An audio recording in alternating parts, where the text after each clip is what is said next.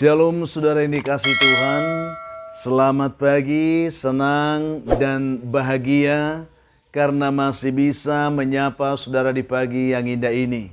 Doa juga harapan saya bagi saudara semua yang menonton juga mendengarkan renungan pagi ini dimanapun saudara berada, bahwa saudara semua dalam keadaan sehat, dalam keadaan baik tentunya, penuh dengan sukacita. Saudara semua diberkati Tuhan di sepanjang hari ini. Puji Tuhan saudaraku, kita masih diberi anugerah hari baru oleh Tuhan pagi ini. Tentu dengan berkat Tuhan yang baru yang bisa kita nikmati di sepanjang hari ini saudara. Namun sebelumnya mari kita terlebih dahulu merendahkan diri, kita berdoa, memohon tuntunan Tuhan menyertai hidup kita di sepanjang hari. Kita berdoa.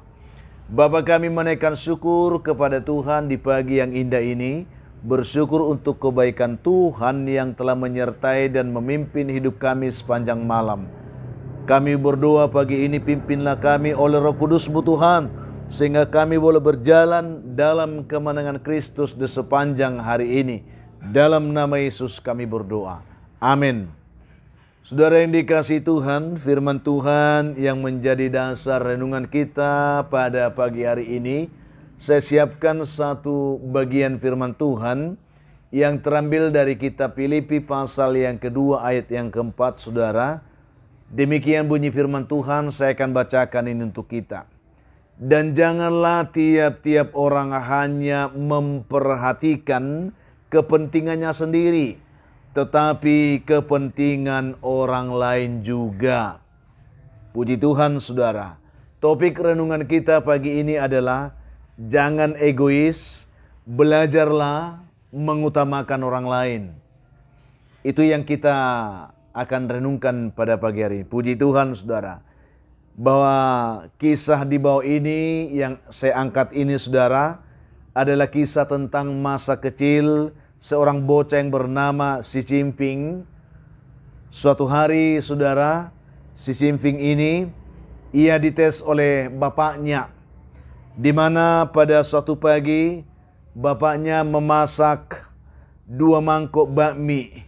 Yang satu kelihatan ada telurnya dan yang satu lagi tidak ada telurnya kelihatan. Lalu setelah mie ini dimasak, dituang di 2 mangkok itu, papanya berkata kepada Xi Jinping ini saudara, dia katakan, ya supaya engkau memilih satu dari kedua mangkok yang telah papa siapkan ini. Silakan memilih satu untukmu. Itu yang dikatakan oleh papanya.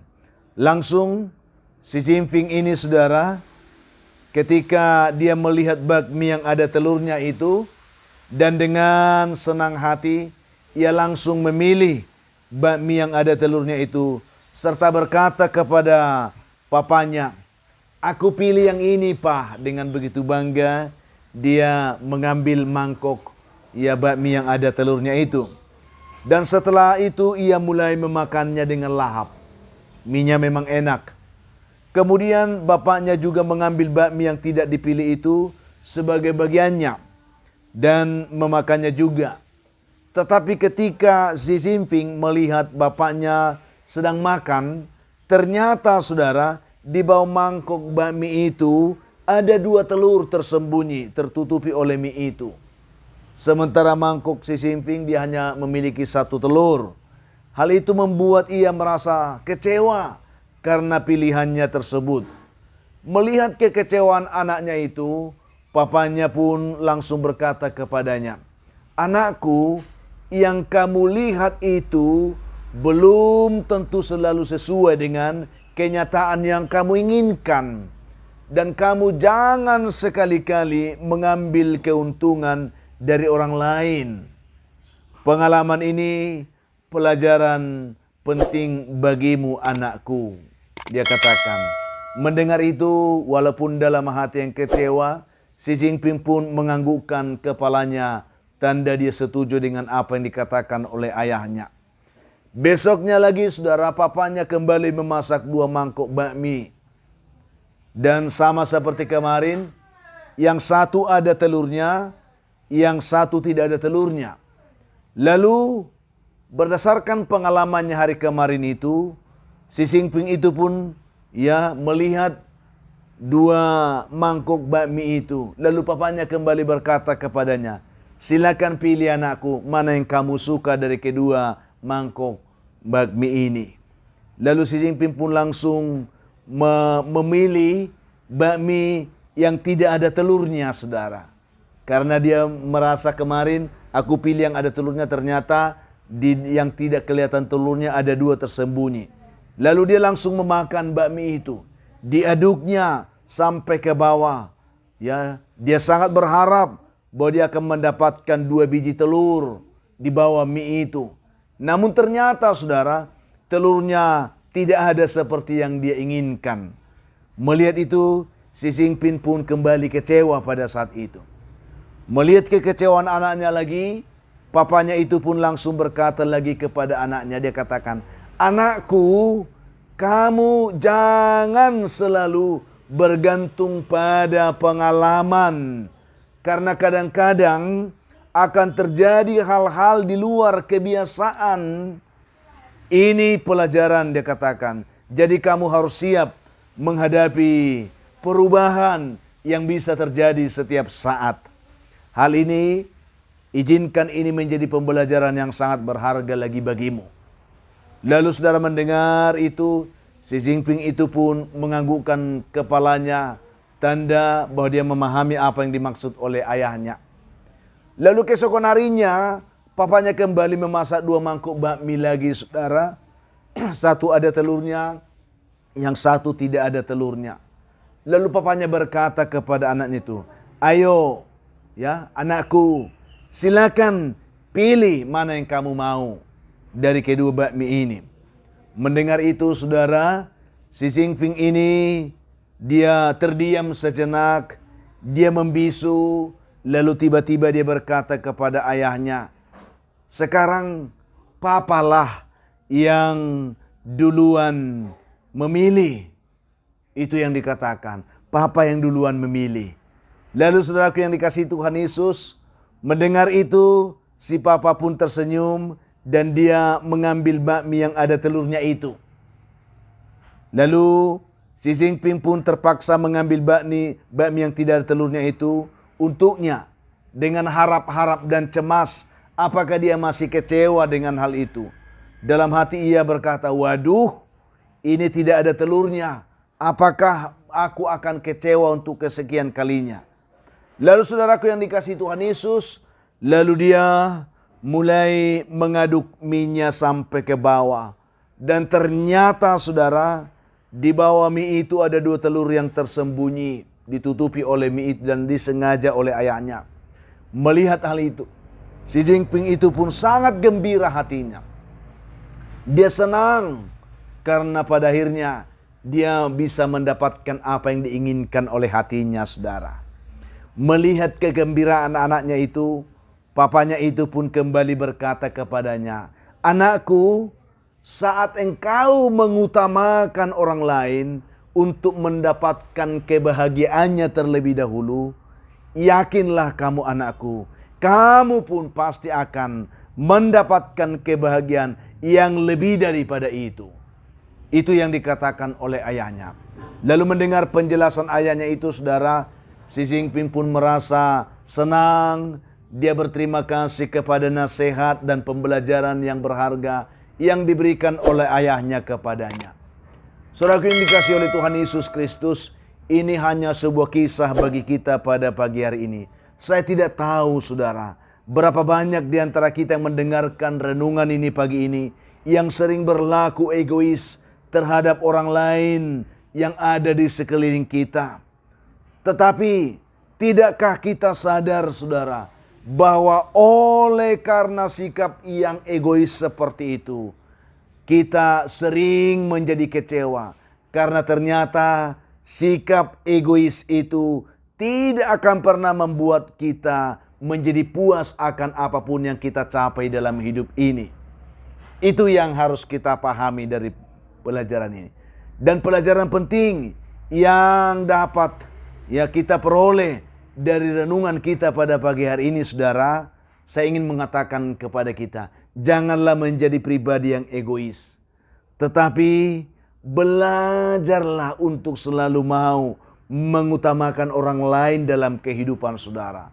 Berikan waktumu, berikan juga tenagamu, berikan juga dedikasimu sebaik-baiknya untuk peduli dan untuk mau membantu, membahagiakan sebanyak mungkin orang-orang lain yang ada di sekeliling kita.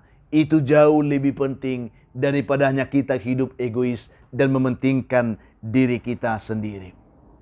Untuk itu saudaraku yang dikasihi Tuhan Yesus Kristus, kita bersyukur firman Tuhan pagi ini meneguhkan kita dalam hal ini saudara. Dan janganlah tiap-tiap orang hanya memperhatikan kepentingannya sendiri, tetapi kepentingan orang lain juga. Janganlah egois. Mari kita peduli dan mau mengutamakan orang lain dalam hidup kita.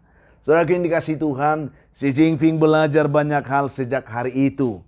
Ya, ia belajar untuk selalu mengutamakan kepentingan orang lain, kepentingan orang banyak di atas kepentingan dirinya sendiri. Walaupun terkadang itu seperti yang menyakitkan, karena memang tidak selalu ya orang yang kita utamakan juga bisa membahagiakan kehidupan kita. Dan sikap seperti itu saudara, itu jugalah yang terus ia jalankan dalam kehidupannya. Bahkan setelah ia menjadi presiden di Tiongkok hingga saat ini, dia menjadi orang yang selalu mengutamakan kepentingan orang lain.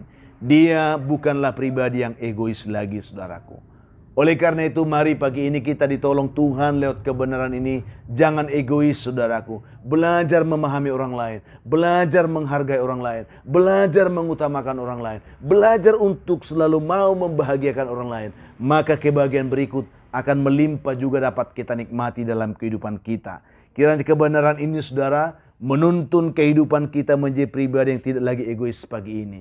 Menjadi pribadi yang mau peduli, care kepada sebanyak mungkin orang.